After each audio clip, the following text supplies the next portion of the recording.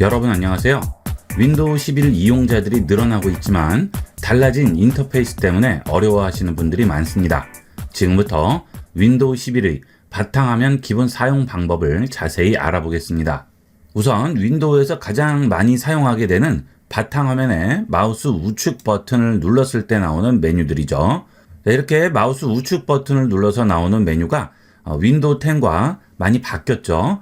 기본적인 윈도우 10의 바탕화면 메뉴는 제일 아래쪽에 더 많은 옵션 표시를 누르게 되면 나오게 됩니다. 하지만 윈도우 11에서는 좀 더 다양한 기능을 제공합니다. 그 부분부터 알아보도록 하겠습니다. 바탕화면에 마우스 우측 버튼 눌러줍니다. 그러면 제일 처음 나오는 것이 보기죠. 보기에 보시면 아이콘 사이즈를 지정을 할 수 있죠. 지금 보시는 바탕화면의 아이콘 사이즈를 세 가지로 조정을 해줄 수 있습니다. 큰 아이콘, 보통 아이콘, 작은 아이콘 이렇게 세 가지로 지정을 할 수가 있죠. 자, 그 다음 아이콘 자동 정렬이 있죠. 여러분들이 컴퓨터를 이용하시다 보면 바탕화면에 파일이나 폴더들을 많이 꺼내 놓게 되는데요. 그런데 이렇게 꺼내 놓다 보면 굉장히 정신이 없고 찾기도 힘들죠. 여기 있는 보기에서 아이콘 자동 정렬을 해주시게 되면 바탕화면에 있는 아이콘들이 자동으로 정렬이 되게 됩니다. 자동 정렬합니다. 그러면 이런 식으로 간단하게 정렬을 시킬 수 있죠. 자, 이렇게 했을 때 여기 있는 아이콘들을 딴 곳으로 옮기면 옮겨지지 않겠죠. 이렇게 기본적으로 정렬이 되기 때문인데요. 보기에 들어가셔서 아이콘 자동 정렬에 체크되어 있는 걸 끄시면 내가 원하는 곳으로 옮길 수 있겠습니다. 자, 그 다음 다시 마우스 우측 버튼에서 보기 들어가시면 아이콘을 그리드에 맞춤이라고 되어 있죠. 나는 조금만 위로 올리고 싶은데 올려지지가 않아요. 그렇죠? 이거는 가상의 그리드를 만들어서 그 안에 아이콘들을 정렬을 시키는 거죠. 우리 눈에 보이지 않지만 이렇게 표가 있다고 생각하시면 돼요. 그래서 한 칸 한 칸에 이렇게 정렬을 해주게 되죠. 자, 이게 싫고 내가 원하는 위치에 그냥 놓고 싶어요. 자, 그러면 보기에서 아이콘을 그리드에 맞춤을 꺼주시면 이제 내 마음대로 아무 위치나 가져다 놓을 수 있겠죠. 자, 그 다음은 컴퓨터를 이용을 하실 때 바탕화면에 아이콘이 너무 많아서 정신이 없는 경우가 있습니다. 그럴 때는 마우스 우측 버튼에 보기 들어가시게 되면 바탕화면 아이콘 표시를 끌 수가 있습니다. 그렇게 되면 바탕에 있는 아이콘들을 전부 가려줄 수 있죠. 내 컴퓨터를 다른 사람이 같이 보고 있다든지 할 때 내 개인적인 폴더들이 있으면 왠지 좀 찝찝하죠. 이럴 때 바탕화면 아이콘 표시를 꺼주시게 되면 잠시 아이콘을 가려주게 됩니다. 그래서 여러 명이 동시에 같은 화면을 볼 때는 이렇게 가려놓고 작업을 하시다가 다 끝나시면 다시 원래대로 돌려주시면 되겠죠. 그 다음은 정렬 기준이 되겠습니다. 마우스 우측 버튼 누르시고 정렬 기준 들어가면 지금 이름 크기, 항목, 유형, 수정한 날짜로 나오죠. 자, 이름으로 주시게 되면 바탕화면에 있는 아이콘들을 이름 순으로 정렬을 해주게 됩니다. 이렇게 정렬이 되죠. 그 다음 이렇게 정렬을 해줬을 때는 그 다음에 내가 원하는 위치에 또 움직일 수가 있겠죠. 자, 그 다음 다시 정렬 기준에서 크기를 주시면 크기 순으로 정렬이 되겠죠. 크기라는 것은 이 폴더 안에 있는 파일들의 크기가 되겠습니다. 자, 이것은 폴더 안에 들어가거나 드라이브 안에 들어갔을 때도 마찬가지로 정렬을 해줄 수 있습니다. 이 폴더 안에 빈 공간에 마우스 우측 버튼 클릭합니다. 그러면 정렬 기준이 나오고요. 이 정렬 기준에 보면 이름 수정한 날짜 유형 크기라고 나오죠. 지금은 오름차순이 되겠고요. 내림차순으로 주시면 반대로 내림차순으로 정렬이 되죠. 이것은 기본적으로 알파벳 가나다 순으로 정렬이 되는 겁니다. 자, 그 다음에 정렬 기준에서 크기를 기준으로 정렬을 하게 되면 폴더 안에 있는 파일들의 크기가 되겠죠. 자, 바깥에 파일이 나와 있을 경우에는 그 파일의 크기가 되겠죠. 이렇게 크기 순으로 정렬을 할 수가 있어요. 그 다음 바탕화면에서 마우스 우측 버튼을 눌렀을 때 보기를 보시면 이런 기본적인 내용들이 나오는데요. 이렇게 폴더나 드라이브 안에 들어오시게 되면 마우스 우측 버튼을 눌러서 보기를 들어가면 메뉴가 좀 바뀌었죠. 이거는 좀 더 자세하게 정렬을 해줄 수 있습니다. 바탕화면은 폴더만 나오기 때문에 정렬할 수 있는 것들이 많지 않지만 자, 이렇게 안으로 들어가시게 되면 좀 더 정렬을 여러 가지 방법으로 할 수 있죠. 마우스 우측 버튼 눌러서 보기 들어가시면 아주 큰 아이콘, 보통 아이콘, 작은 아이콘 네 가지로 조절할 수 있고요. 간단히와 자세히로 조절을 할 수도 있습니다. 자, 간단히로 보시게 되면 옆에 있는 폴더 내용 부분이 없어지고요. 그냥 폴더만 보여주게 되죠. 자, 여기서 다시 자세히로 들어가게 되면 이 파일이나 폴더에 대한 자세한 내용들이 나오게 되겠죠. 수정한 날짜라든지 유형이라든지 그 옆에 크기, 그 다음에 또 여러 가지를 볼 수가 있어요. 자, 그 다음 다시 마우스 우측 버튼 클릭하시고요. 보기로 들어가시면 이번에는 타일과 내용이라고 나오죠. 자, 타일 방식으로 놓게 되면 우리가 보통 보는 이런 폴더만 나오는 방식이 되겠고요.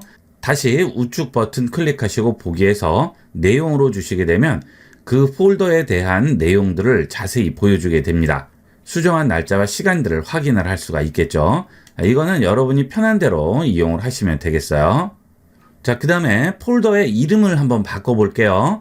자, 폴더 터치하시고요.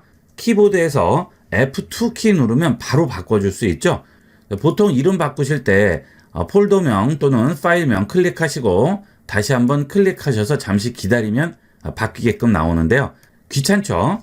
간단하게 F2키를 이용을 해서 바꿔주시면 되겠습니다. 자, 이렇게 해서 1, 2, 3 이렇게 바꿨어요. 자, 그 다음 원래대로 돌아가야 될 경우가 있죠. 자, 이럴 때도 마우스 우측 버튼을 누르시고 이름 바꾸기 취소 하시면 원래 파일명으로 또는 폴더명으로 돌아가게 됩니다. 이런 것들은 윈도우 10에 없는 편리한 기능이 되겠어요. 자, 다시 마우스 우측 버튼 누릅니다. 그 다음 새로 만들기로 들어가시면 폴더, 바로가기, 한컴 오피스 문서, 텍스트 문서, G 파일 이렇게 나오죠. 자, 폴더는 내가 원하는 빈 폴더를 하나 만드는 거죠. 자, 바로가기는 뭘까요? 바로가기는 웹페이지 바로가기 주소로 아이콘을 만들 수 있습니다. 자, 예를 들어서 ib96.com으로 들어왔습니다. 그래서 컴퓨터 기초 과정, 스마트 과정 이렇게 들어왔어요. 그러면 해당 주소가 이 위에 나오겠죠. 자, 이거를 전체를 선택을 하시고요. 컨트롤 C로 복사하세요. 자, 그 다음 닫습니다. 바탕화면에 마우스 우측 버튼 클릭하시고요. 새로 만들기로 들어갑니다. 여기서 바로가기로 들어가시게 되면 바로가기 항목 선택하라고 하고요. 위치 입력하라고 나오죠. 이 위치에 금방 복사한 주소를 컨트롤 V로 붙여 넣습니다. 다음 합니다. 그리고 이름을 쓰면 되겠죠. ib96이라고 썼습니다. 마침합니다. 그러면 이렇게 웹페이지 주소 자체가 바로가기 아이콘으로 생성이 되게 됩니다. 자, 그러면 이제 그 웹페이지에 접속을 할 때는 이 아이콘만 더블 클릭하시면 바로 접속이 되겠죠. 자, 아주 간편하죠. 이렇게 바로가기들은 폴더를 하나 만드시고요. 그 폴더 안에 바로가기라고 제목을 쓰시고 전부 넣어두시면 언제든지 그 폴더만 열어서 원하는 바로가기에 바로바로 접속을 할 수 있겠죠. 자, 웹페이지 열고 즐겨찾기 들어가서 설정하면 귀찮아요. 이렇게 하면 간단하게 여러분이 원하는 웹페이지들을 바로가기로 만들어 줄 수 있습니다. 자, 다시 우측 버튼 클릭하시고요. 자, 이번에는 압축 파일이죠. 자, 이 압축 파일도 편리하게 이용할 수 있습니다. 이렇게 압축 파일을 하나 만들어요. 자, 그러면 이것은 아무것도 저장되어 있지 않은 빈 압축 파일이 되겠습니다. 여기에 여러분이 모아놓을 사진이라든지 문서라든지 이런 것들을 저장을 해 놓는 거죠. 자, 비어있는 사진 압축 파일을 하나 만들었습니다. 자, 이제 이 압축 파일 안에 사진들을 넣어주도록 할게요. 마치 폴더처럼 쓸 수 있죠. 자, 들어다가 이 안에 넣습니다. 그러면 닫기 할게요. 자, 사진을 열어보시면 지금 넣은 파일이 들어가 있죠. 자, 이런 식으로 압축 파일에도 원하는 파일을 나중에 추가를 해줄 수가 있어요. 자, 나머지도 한번 넣어볼까요? 들고 여기에다 직접 넣어줄게요. 자, 그러면 현재 파일에 추가하기라고 나오죠? 확인합니다. 자, 어때요? 지금 넣은 파일이 압축이 돼서 들어와 있고요. 그러면 원본 파일들은 딜리트로 버려주시면 되겠죠. 자, 언제든지 필요하시면 여기 있는 파일 다시 꺼내주시면 됩니다. 그러면 압축되어 있는 파일에는 영향이 있을까요? 없습니다. 기존에 압축된 파일들은 그대로 있고요. 똑같이 복사가 돼서 하나 나오는 거죠. 폴더를 만들면 그 안에 또 열어서 파일들을 다 넣고 해야 되는데 불편한 점도 있고요. 그 다음에 사진을 이쪽 저쪽으로 여러 번 옮기거나 그냥 저장을 하게 되면 가끔 깨지는 수가 있습니다. 그러면 그거 복구를 할 수가 없어요. 사진은 깨지면 복구가 안 됩니다. 이럴 때는 간단하게 이렇게 압축을 해주시면 웬만해서는 깨지지가 않아요. 자, 이런 식으로 비어있는 압축 파일을 활용할 수가 있습니다. 자, 그 다음 비트맵과 한글 문서, 텍스트 문서도 마찬가지인데 이런 것들은 잘 쓸 일은 없겠죠. 주로 압축 파일과 바로가기, 폴더 많이 이용을 하시도록 하세요. 그 다음은 디스플레이 설정이죠. 디스플레이 설정 들어가시게 되면 내 컴퓨터의 디스플레이를 설정을 할 수가 있죠. 저 같은 경우에는 듀얼 모니터를 쓰기 때문에 지금 1번과 2번 이렇게 나오죠. 여러분 컴퓨터 뒷면에 보시면 모니터 연결 단자가 하나만 있는 분은 없을 거예요. 99.9% 전부 한 개 이상은 다 있습니다. 그럴 때 모니터만 하나 더 준비를 하시면 컴퓨터와 연결을 해서 모니터를 2개로 이용을 할 수가 있죠. 하나를 이용할 때보다 문서 작업이라든지 웹서핑 많이 하시고 하시는 분들은 정말 편리하게 이용할 수 있습니다. 듀얼 모니터 쓰시다가 하나짜리는 쓸 수가 없어요. 주로 쓰는 모니터는 좀 좋은 모니터 쓰시더라도 보조 모니터는 저렴한 거 이용을 하셔도 상관없겠죠. 예를 들어서 타이핑을 할 때도 문서 전체를 꽉 차게 열어놓고 타이핑할 문서는 우측에다 놓으시면 여기를 보면서 이쪽에서 작업을 할 수도 있고요.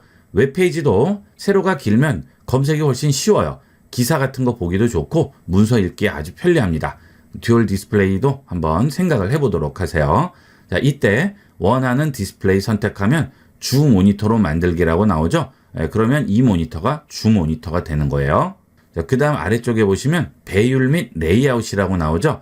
저는 지금 강의 화면이기 때문에 최대한 키워서 250%로 만들었습니다. 해상도는 이렇게 나와 있죠. 해상도와 배율을 이용을 해서 본인에게 맞는 최적의 배율을 잡아주시는 게 좋겠죠. 보통 해상도가 낮은 모니터에서도 100%로 쓰면 좀 작습니다. 그럴 때는 보통 권장을 많이 이용을 하시면 되고요. 권장도 작다 할 경우에는 지금처럼 좀 크게 이용하시면 되겠죠. 여기서 중간 단계로 이용을 해서 좀 더 편안하게 화면을 볼 수 있고요. 그 다음 좀 전과 같이 듀얼 디스플레이를 쓸 경우 하나는 가로로 하나는 세로로 세울 경우에 모니터를 세로로 세워놓게 되면 디스플레이 방향을 설정할 수가 있습니다. 지금 가로로 돼 있죠. 자, 지금 가로는 이게 가로죠. 자, 그 다음 이거는 세로죠. 이렇게 주시면 세로로 돼 있죠. 자, 이런 식으로 여러분이 기존에 쓰는 모니터도 가로 세로로 바꿔줄 수 있어요. P번 모니터 이렇게 나오죠. 그것은 받침대가 돌아간다는 뜻이고요. 모니터 자체는 어떤 것이든 가로나 세로로 돌려서 볼 수가 있습니다. 타이핑을 하거나 문서 작업을 많이 하셔야 되면 아예 모니터를 세로로 놓고 쓰시는 것도 좋겠죠. 이것도 잘 이용을 해보도록 하세요. 자, 그 다음 개인 설정이라고 있죠. 개인 설정 들어갑니다. 자, 그러면 적용할 테마를 선택할 수 있습니다. 자, 배경과 여러 가지 아이콘이라든지 위에 막대 바 같은 색깔을 바꿔줄 수 있죠. 자, 이렇게 해주시고 이렇게 해주시면 전체적으로 테마가 바뀌게 되겠죠. 여러분이 보시기 편리한 화면으로 보시면 되겠습니다. 자, 그 다음에 배경 화면이 있네요. 배경 화면 누르시면 여러 가지 배경 화면을 지정을 할 수 있는데 내가 원하는 사진을 선택을 할 수도 있습니다. 여기서 사진 찾아보기에 들어가셔서 여러분 컴퓨터에 저장되어 있는 사진을 가져와서 배경 화면으로 선택할 수도 있고요. 그 다음 위에 보면 지금 사진이라고 되어 있는데요. 여기를 누르시면 슬라이드 쇼라고 나오죠. 자, 이거는 여러분이 바탕화면에 폴더를 하나 만드는 겁니다. 그리고 그 폴더에 여러분 사진을 여러 개를 넣어 놓고 슬라이드 쇼를 주게 되면 배경화면이 계속 바뀌게 돼요. 이런 것도 아주 좋겠죠. 본인이 찍은 사진들을 이용을 해서 배경화면으로 만들어 보도록 하세요. 자, 그 다음에 이렇게 배경화면이 좀 정신없어서 싫으신 분들은 단색으로 잡아주시면 됩니다. 단색 들어가시면 여기서 원하는 단색을 지정을 해줄 수 있어요. 단색으로 두시면 눈이 좀 덜 피곤하겠죠. 단색으로 두실 때는 좀 어두운 색이 이렇게 이용하시기에는 더 좋아요. 자, 그 다음 더 많은 옵션이죠. 더 많은 옵션 들어가시면 이제 여러분이 많이 보셨던 윈도우 10의 메뉴들이 나오게 되겠습니다. 자, 보시면 거의 뭐 중복이죠. 정렬 기준, 보기, 새 폴더, 새로 고침, 새로 만들기 전부 중복되는 부분이 많이 있습니다. 좀 전에 본 윈도우 11의 메뉴와 거의 동일하니까 그대로 이용을 하시면 되겠습니다. 자, 그 다음 하단 작업 표시줄을 보시면 이렇게 해서 바탕화면 설정하는 기본 방법들에 대해서 알아봤습니다. 윈도우 11을 처음 쓰시는 분들은 눈에 익숙하지 않아서 헷갈려 하시는 분들이 많은데요. 내용은 간단하죠. 윈도우 10이나 동일한데 모양이 바뀌고 위치가 바뀌었을 뿐이고요. 새로 생긴 기능들 몇 가지만 빼고는 사용 방법도 동일하니까 윈도우 11 쓰시는 분들은 윈도우 11의 기능을 좀 더 다양하게 활용을 해보도록 하세요. 이번 시간은 여기까지 하도록 하겠습니다. 감사합니다.